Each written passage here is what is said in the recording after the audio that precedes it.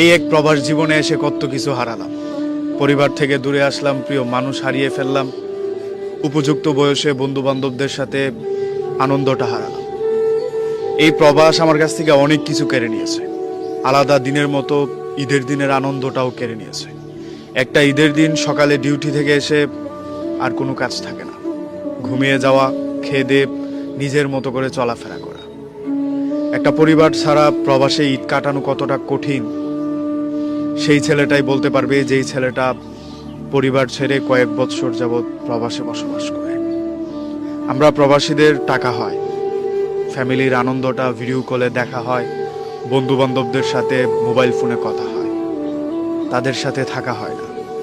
শৈশবের ঈদের আনন্দ আর শরীরে মাখতে পারি না, নতুন করে কোনো কিছু ভাবতেও পারি না। ওই যে ঈদের আগের দিনে যেই কাজটা ছিল সেটা বাদ দিয়ে শুধু ঘুমটাই একটু বেশি হয়।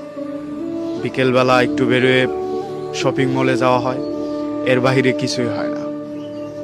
যে ছেলেটা 5 বৎসর যাবৎ প্রবাসে পড়ে আছে, তাকে জিজ্ঞাসা করলে আপনি বুঝতে পারবেন মা ছাড়া ঈদটা কতটা সাদা কালো হয়। যে বন্ধু বান্ধবদের সাথে ইন্টার অবধি পড়াশোনা করে প্রবাসে চলে এসেছি, তাদেরকে ছাড়া ঈদটা তো হয়, কিন্তু তাদের সাথে আর আনন্দটা হয় না। একটা মানুষের সাথে থেকে যাওয়ার কথা থাকলেও শুধুমাত্র প্রবাসী হওয়ার কারণে সে ছেড়ে যেতে দ্বিধাবোধ করেনি। আমার এই ঈদটাকে মাটি করে দিতে কিঞ্চিত পরিমাণ ভাবিনি।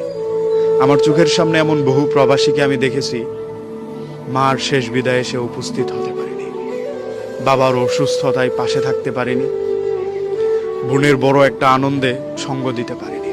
আমরা প্রবাসী অনেক কিছু মেনে নেই শুধুমাত্র পরিবারের হাসি খুশির জন্য। আমাদের এগুলো মেনে নিতে হয়, আমাদের মানিয়েই থাকতে হয়, কারণ আমরা প্রবাসী। আমরা প্রবাসে আছি বলে আমাদের ফ্যামিলি ভালো আছে, তারা হাসে।